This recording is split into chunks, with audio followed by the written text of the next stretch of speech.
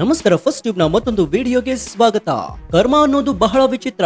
ಒಂದ್ ಕಾಲದಲ್ಲಿ ಇಡೀ ವ್ಯವಸ್ಥೆಯನ್ನ ತನ್ನ ಬೂಟಿನ ಕಾಲಿನ ಕೆಳಗೆ ಇಟ್ಕೊಂಡು ನಮ್ಮನ್ನು ಮುಟ್ಟುವ ಗಂಡಸು ಈ ಇಡೀ ದೇಶದಲ್ಲಿ ಯಾರು ಹುಟ್ಟಿಲ್ಲ ಅಂತ ಅಹಂಕಾರದಿಂದ ಮೆರಿತಾ ಇದ್ದವರಿಗೆ ಇಂದು ಅದೇ ಕಾನೂನು ತಿರುಗಿ ಬಿದ್ದಿದೆ. ನಿನ್ನೆ ಮೊನ್ನೆವರೆಗೂ ದೇಶದ ಗೃಹ ಸಚಿವರಿಗೆ ಓಪನ್ ಆಗಿ ಚಾಲೆಂಜ್ ಮಾಡ್ತಾ ಇದ್ದಂತಹ ಪಶ್ಚಿಮ ಬಂಗಾಳದ ಅಘೋಷಿತ ಯುವರಾಜ ಟಿಎಂಸಿ ಪಕ್ಷದ ಪ್ರಭಾವಿ ನಾಯಕ ಅಭಿಷೇಕ್ ಬ್ಯಾನರ್ಜಿ ಈಗ ಕಂಪ್ಲೀಟ್ ಆಗಿ ಸೈಲೆಂಟ್ ಆಗಿದ್ದಾರೆ. ಇದಷ್ಟೇ ಎಲ್ಲ ಅಜ್ಞಾತವಾಸದಲ್ಲಿದ್ದಾರೆ. ಹೌದು, ಪಶ್ಚಿಮ ಬಂಗಾಳದ ಆಡಳಿತ ಚುಕ್ಕಾಣಿ ಹಿಡಿದಿರುವಂತಹ ನೂತನ ಮುಖ್ಯಮಂತ್ರಿ ಸುವೇಂದು ಅಧಿಕಾರಿ ಅವರು ಬಂಗಾಳದ ಇತಿಹಾಸದಲ್ಲಿಯೇ ಹಿಂದೆಂದೂ ಕಂಡು ಕೇಳರಿಯದಂತಹ ಮೆಗಾ ಕ್ಲೀನಿಂಗ್ ಆಪರೇಷನ್ ಶುರು ಮಾಡಿದ್ದಾರೆ. ಕೇವಲ ಒಂದು ಎಫ್ಐಆರ್ ಟಿಎಂಸಿಯ ಡೈಮಂಡ್ ಹಾರ್ಬರ್ ಮಾಡೆಲ್ ನ ಅಹಂಕಾರವನ್ನ ಅಕ್ಷರಶಃ ಧೂಳಿಪಟ ಮಾಡಿದೆ. ಅಷ್ಟಕ್ಕೂ ಜೈಲಿನ ಕಂಬಿ ಎಣಿಸುವ ಭೀತಿಯಲ್ಲಿ ಅಭಿಷೇಕ್ ಬ್ಯಾನರ್ಜಿ ತಲೆಮರೆಸಿಕೊಳ್ಳುವಂತೆ ಮಾಡಿದ ಕರಾಳ ನಾನ್ ಬೇಲಬಲ್ ಎಫ್ಐಆರ್ ನ ಅಸಲಿ ರಹಸ್ಯ ಎಂಥದ್ದು?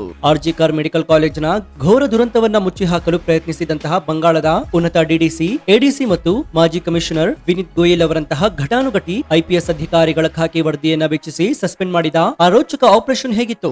ರಾತ್ರೋರಾತ್ರಿ ಫಾಲ್ಟಾದಲ್ಲಿ ನಡೆದಂತಹ ಮಿಡ್ ನೈಟ್ ರೈಡ್ಗಳು, ಶಹಜಾನ್ ಶೇಖ್ ನ 5 ಸ್ಟಾರ್ ಜೈಲ್ನ ರೂಮ್ ಪುಡಿಸ್ ಮತ್ತು ಎಲ್ಲದಕ್ಕಿಂತ ಮಿಗಿಲಾಗಿ 2011ರಿಂದ ವಿತರಿಸಲಾಗಿದ್ದಂತಹ ಬರೋಬ್ಬರಿ 1.69 ಕೋಟಿ ಫೇಕ್ ಜಾತಿ ಪ್ರಮಾಣ ಪತ್ರಗಳ ರದ್ದತಿಗೆ ಹೊರಟಿರುವಂತಹ ಸುವೇಂದು ಅಧಿಕಾರಿಯವರ ಆ ಮಾಸ್ಟರ್ ಸ್ಟ್ರೋಕ್ ಆದ್ರೂ ಏನು? ಬನ್ನಿ ಇವತ್ತಿನ ಎಕ್ಸ್ಕ್ಲೂಸಿವ್ ಡೀಟೇಲ್ ರಿಪೋರ್ಟ್ ನಲ್ಲಿ ಭ್ರಷ್ಟಾಚಾರ ಸಾಮ್ರಾಜ್ಯವನ್ನ ಬುಡಮೇಲು ಮಾಡ್ತಾ ಇರುವಂತಹ ಬಂಗಾಳದ ಈ ರಕ್ತರಹಿತ ಕ್ರಾಂತಿಯ ಪ್ರತಿಯೊಂದು ಗುಟ್ಟನ್ನ ಎಳೆಯಾಗಿ ಬಿಚ್ಚಿಡೋಣ.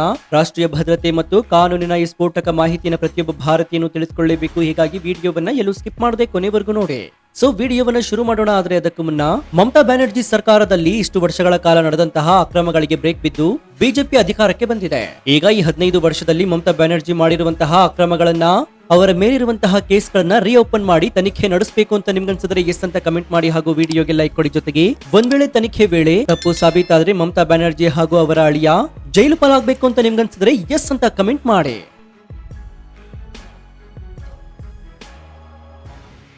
ಸ್ನೇಹಿತರೆ, ಅಭಿಷೇಕ್ ಬ್ಯಾನರ್ಜಿ ಈಗ ಅನುಭವಿಸ್ತಾ ಇರುವ ನಡುಕವನ್ನ ಅರ್ಥ ಮಾಡ್ಕೊಳ್ಬೇಕಾದ್ರೆ ನೀವು ಮೊದಲು ಅವರ ಡೈಮಂಡ್ ಹಾರ್ಬರ್ ಮಾಡೆಲ್ ಅನ್ನ, ಅಂದ್ರೆ ಅದು ಏನು ಅನ್ನೋದನ್ನ ನೀವು ಅರ್ಥ ಮಾಡ್ಕೊಳ್ಬೇಕಾಗತ್ತೆ. ಇಷ್ಟು ವರ್ಷಗಳ ಕಾಲ ಮಮತಾ ಬ್ಯಾನರ್ಜಿ ಅವರ ಆಡಳಿತದಲ್ಲಿ ಅಭಿಷೇಕ್ ಬ್ಯಾನರ್ಜಿ ಕೇವಲ ಒಬ್ಬ ಸಂಸದನಾಗಿರಲಿಲ್ಲ. ಅವರು ಬಂಗಾಳದ ಪಾಲಿಗೆ ಅಕ್ಷರಶಃ ಸೂಪರ್ ಸೇಮ್ ಆಗಿದ್ರು. ಪೊಲೀಸರ ಟ್ರಾನ್ಸ್ಫರ್ ಗಳಿಂದ ಹಿಡಿದು ಸಾವಿರಾರು ಕೋಟಿ ರೂಪಾಯಿಗಳ ಟೆಂಡರ್ ಗಳವರೆಗೆ ಎಲ್ಲವೂ ಅಭಿಷೇಕ್ ಅವರ ಕಣ್ಸನ್ನೆಯಲ್ಲಿ ನಡೀತಾ ಇತ್ತು.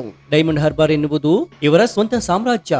ಅಲ್ಲಿ ವಿರೋಧ ಪಕ್ಷದವರು ಕಾಲಿಡುವಂತಿಲ್ಲ. ಒಂದ್ ವೇಳೆ ಕಾಲಿಟ್ಟರೆ ಅವರ ಮೇಲೆ ಸುಳ್ಳು ಕೇಸ್ಗಳನ್ನ ಹಾಕಿ ಜೈಲಿಗೆ ಅಟ್ಟುವಂತಹ ಷಡ್ಯಂತ್ರ ನಡೀತಾ ಇತ್ತು. ದೇಶದ ಗೃಹ ಸಚಿವರನ್ನೇ ವೇದಿಕೆ ಮೇಲೆ ನಿಂತು ಏನ್ ಮಾಡ್ತೀಯಾ ಮಾಡ್ಕೋ ಅಂತ ಕೂಗಾಡಿದಂತಹ ಇದೇ ಯುವರಾಜ ಇವತ್ತು ಕೇವಲ ಒಂದು ನೋಟಿಸ್ಗೆ ಬೆದರಿ ತನ್ನ ಫೋನ್ ಸ್ವಿಚ್ ಆಫ್ ಅನ್ನ ಮಾಡಿಕೊಂಡು ಮನೆಯೊಳಗೆ ಅವಿತು ಕುಳಿತುಕೊಳ್ಳುವಂತಹ ಪರಿಸ್ಥಿತಿ ನಿರ್ಮಾಣವಾಗಿದೆ. ಹಾಗಾದ್ರೆ ಈ ಅಹಂಕಾರವನ್ನ ಮುರಿದು ಹಾಕಿದಂತಹ ಅಸ್ತ್ರವಾದ್ರೂ ಯಾವುದು?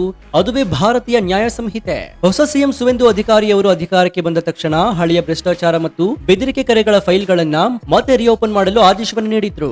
ಇದೀಗ ಬಿಧಾನ್ ನಗರ್ ಸೈಬರ್ ಕ್ರೈಮ್ ಪೊಲೀಸ್ ಠಾಣೆಯಲ್ಲಿ ಅಭಿಷೇಕ್ ಬ್ಯಾನರ್ಜಿ ವಿರುದ್ಧ ಅತ್ಯಂತ ಕಠಿಣವಾದ ಜಾಮೀನು ರಹಿತ ಸೆಕ್ಷನ್ಗಳ ಅಡಿಯಲ್ಲಿ ಎಫ್ಐಆರ್ ದಾಖಲಾಗಿದೆ. ಅವರ ವಿರುದ್ಧ ಕ್ರಿಮಿನಲ್ ಪಿತೂರಿ, ಡಿಜಿಟಲ್ ಪುರಾವೆಗಳ ನಾಶ ಮತ್ತು ಗೂಂಡಾಗಳ ಮೂಲಕ ಬೆದರಿಕೆ ಹಾಕಿದ ಗಂಭೀರ ಆರೋಪಗಳಿವೆ.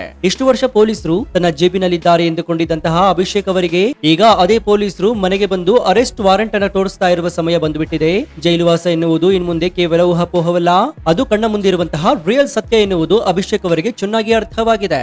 ಇನ್ನು ಸುವೇಂದು ಅಧಿಕಾರಿಯವರ ಈ ಆಪರೇಷನ್ ಕೇವಲ ರಾಜಕಾರಣಿಗಳಿಗೆ ಮಾತ್ರ ಸೀಮಿತವಾಗಿಲ್ಲ. ಟಿಎಂಸಿ ಪಕ್ಷದ ಪ್ರೈವೇಟ್ ಸೈನ್ಯಗಳಂತೆ ಕೆಲಸ ಮಾಡ್ತಾ ಇದ್ದಂತಹ ಆ ಭ್ರಷ್ಟ ಐಪಿಎಸ್ ಅಧಿಕಾರಿಗಳ ಗುಂಪಿಗೆ ಇದೀಗ ಅಕ್ಷರಶಃ ಸಿಡಿಲು ಬರೆದಿದೆ.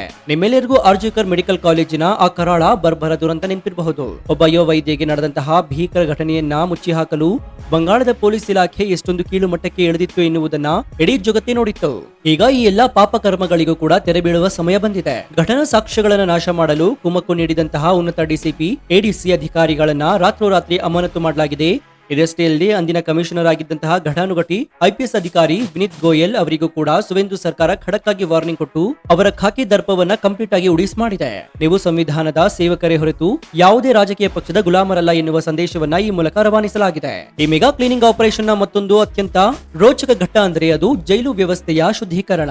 ಬಂಗಾಳದ ಇತಿಹಾಸದಲ್ಲಿ ಶಹಜಾನ್ ಶೇಖ್ ಎನ್ನುವ ಹೆಸರು ಸಂದೇಶ್ ಖಾಲಿಯ ಮಹಿಳೆಯರಿಗೆ ಒಂದು ಭೀಕರ ದುಸ್ವಪ್ನವಾಗಿತ್ತು. ಮಹಿಳೆಯರ ಮೇಲೆ ದೌರ್ಜನ್ಯವೆಸಗಿ ಜೈಲು ಸೇರಿದ್ದ ಈ ರೌಡಿಗೆ ರೆಸಿಡೆನ್ಸಿ ಜೈಲಿನಲ್ಲಿ ಟಿಎಂಸಿ ಸರ್ಕಾರ 5 ಸ್ಟಾರ್ ಹೋಟೆಲ್ನ ಸೌಲಭ್ಯವನ್ನ ಕೊಟ್ಟಿತ್ತು. ಜೈಲಿನ ಒಳಗೆ ಅವನಿಗೆ ಇಷ್ಟವಾದಂತಹ ಬಿರಿಯಾನಿ ಊಟ, ಮೊಬೈಲ್ ಫೋನ್, ಆರಾಮದಾಯಕ ಹಾಸಿಗೆ ಮತ್ತು ಅವನನ್ನ ಭೇಟಿಯಾಗಲು ಯಾರು ಬೇಕಾದರೂ ಕೂಡ ಬರಬಹುದಾದಂತಹ ವಿಐಪಿ ಟ್ರೀಟ್ಮೆಂಟ್ ಸಿಗ್ತಾ ಇತ್ತು.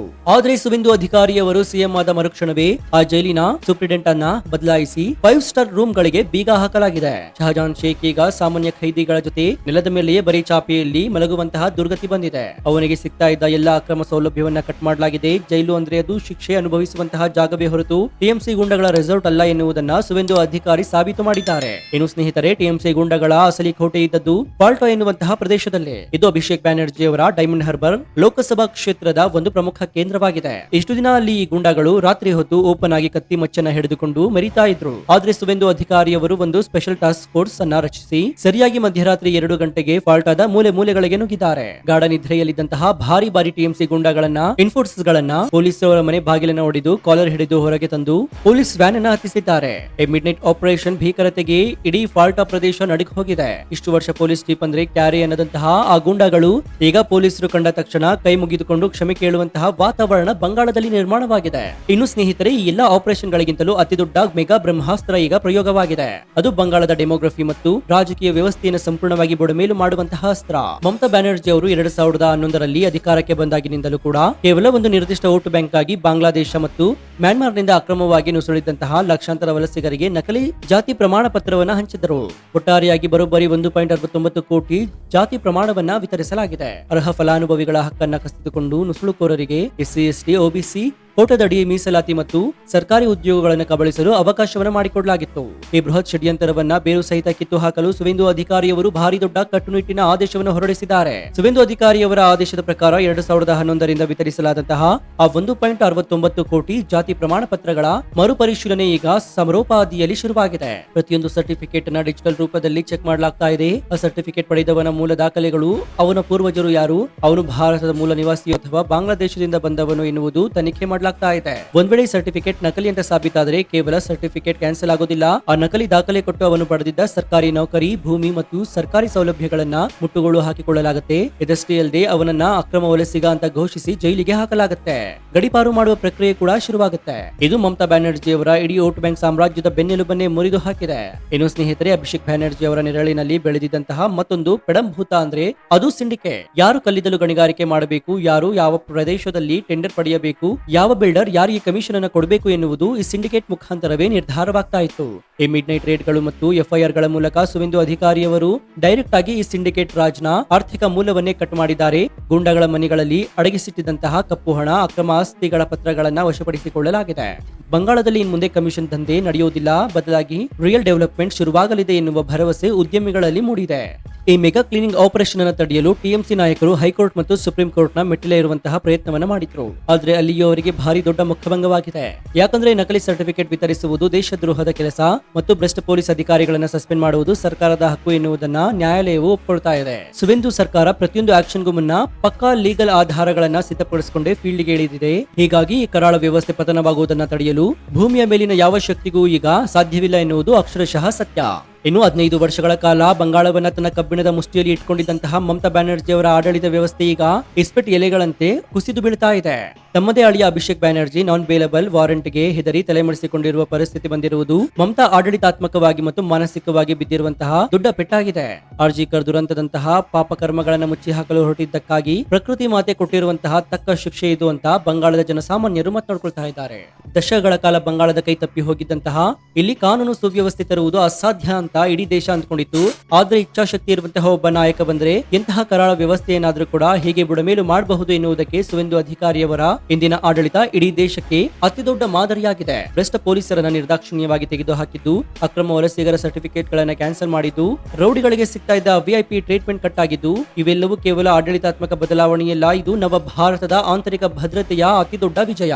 ಸೊ ಒಟ್ಟಾರೆಯಾಗಿ ಹೇಳುವುದಾದ್ರೆ ಯಾವುದೇ ರಾಜ್ಯದಲ್ಲಿ ಗೂಂಡಾಗಿರಿ ಮತ್ತು ಅಹಂಕಾರ ಆಡಳಿತ ನಡೆದರೆ ಅದರ ಅಂತ್ಯವು ಎಷ್ಟೇ ಭೀಕರವಾಗಿರುತ್ತೆ. ಅಭಿಷೇಕ್ ಬ್ಯಾನರ್ಜಿ ಅವರ ಮೇಲಿನ ಎಫ್ಐಆರ್ ಆಗಿರಲಿ ಅಥವಾ 1.69 ಕೋಟಿ ಫೇಕ್ ಸರ್ಟಿಫಿಕೇಟ್ ಗಳ ರದ್ದತಿ ಆಗಿರಲಿ, ಇವೆಲ್ಲವೂ ಕೂಡ ಪ್ರಜಾಪ್ರಭುತ್ವದಲ್ಲಿ ಜನಸಾಮಾನ್ಯ ಜನಸಾಮಾನ್ಯರ ಶಕ್ತಿ ಮತ್ತು ಕಾನೂನಿನ ತಾಕತ್ತನ್ನ ಎತ್ತಿ ತೋರಿಸುವ ಐತಿಹಾಸಿಕ ಘಟನೆಗಳು. ಸೊ ನಿಮ್ಗೆ ಏನ್ಸುತ್ತೆ, ಬಂಗಾಳದಲ್ಲಿ ಇಷ್ಟು ವರ್ಷ ಅಹಂಕಾರದಿಂದ ಮೆರೆದಿದ್ದಂತಹ ಅಭಿಷೇಕ್ ಬ್ಯಾನರ್ಜಿಗೆ ಸೈಬರ್ ಕ್ರೈಮ್ FIR ಹಾಕಿ ಆತನ ಡೈಮಂಡ್ ಹಾರ್ಬರ್ ಮಾಡೆಲ್ ಅನ್ನ ಪುಡಿ ಮಾಡಿದಂತಹ ಸುವೇಂದು ಅಧಿಕಾರಿ ಅವರ ಈ ಮಾಸ್ಟರ್ ಸ್ಟ್ರೋಕ್ 100% ಸರಿ ಅಂತ ನಿಮ್ಗೆ ಅನ್ಸಿದ್ರೆ ಎಸ್ ಅಂತ ಕಮೆಂಟ್ ಮಾಡಿ ಹಾಗೂ ವಿಡಿಯೋಗೆ ಲೈಕ್ ಕೊಡಿ. ಜೊತೆಗೆ ಭಾರತದ ಆಂತರಿಕ ಭದ್ರತೆ ಮತ್ತು ಕಾನೂನಿನ ಶಕ್ತಿಯನ್ನು ಪ್ರದರ್ಶಿಸುವ ಈ ಸ್ಫೋಟಕ ರಿಪೋರ್ಟ್ ಪ್ರತಿಯೊಬ್ಬ ಭಾರತೀಯನಿಗೂ ತಲುಪುವಂತೆ ಹೆಮ್ಮೆಯಿಂದ ಈ ವಿಡಿಯೋವನ್ನ ನಿಮ್ಮ ವಾಟ್ಸ್ಆಪ್ ಫೇಸ್ಬುಕ್ ಗ್ರೂಪ್ ಗಳಲ್ಲಿ ಮರೆಯದೆ ಶೇರ್ ಮಾಡಿ. ಇದೇ ರೀತಿ ಆಡಳಿತಾತ್ಮಕ ಮಾಸ್ಟರ್ ಸ್ಟ್ರೋಕ್ ಗಳು, ರಾಷ್ಟ್ರೀಯ ಭದ್ರತೆ ಮತ್ತು ಜಿಯೋಪೊಲಿಟಿಕ್ಸ್ ನ ನಿಷ್ಪಕ್ಷಪಾತ, ತ್ವರಿತ ಮತ್ತು ಅತ್ಯಂತ ಡೀಟೇಲ್ ಆದ ರಿಪೋರ್ಟ್ ಗಳಿಗಾಗಿ ನಿಮ್ಮ ನೆಚ್ಚಿನ ಫಸ್ಟ್ ಯೂಟ್ಯೂಬ್ ಚಾನಲ್ ಅನ್ನು ಈಗಲೇ ಸಬ್ಸ್ಕ್ರೈಬ್ ಮಾಡಿಕೊಂಡು ಪಕ್ಕದಲ್ಲಿರುವಂತಹ ಬೆಲ್ ಐಕಾನ್ ಅನ್ನು ಪ್ರೆಸ್ ಮಾಡಿ. ಇದರಿಂದ ನಾವು ಹಾಕುವ ಹೊಸ ವಿಡಿಯೋಗಳ ನೋಟಿಫಿಕೇಶನ್ ಮೊದಲು ನಿಮಗೆ ಸಿಗುತ್ತೆ. ಮತ್ತೊಂದು ಸ್ಫೋಟಕ ಭ್ರಷ್ಟರನ್ನು ನಿದ್ದೆಗೆಡಿಸುವ ವಿಡಿಯೋದೊಂದಿಗೆ ನಿಮ್ಮನ್ನ ಭೇಟಿಯಾಗ್ತೀನಿ. ಅಲ್ಲಿಯವರೆಗೂ ಎಚ್ಚರದಿಂದ ಇರಿ, ನಮ್ಮ ದೇಶದ ಆಂತರಿಕ ಭದ್ರತೆಯನ್ನು ಬೆಂಬಲಿಸಿ.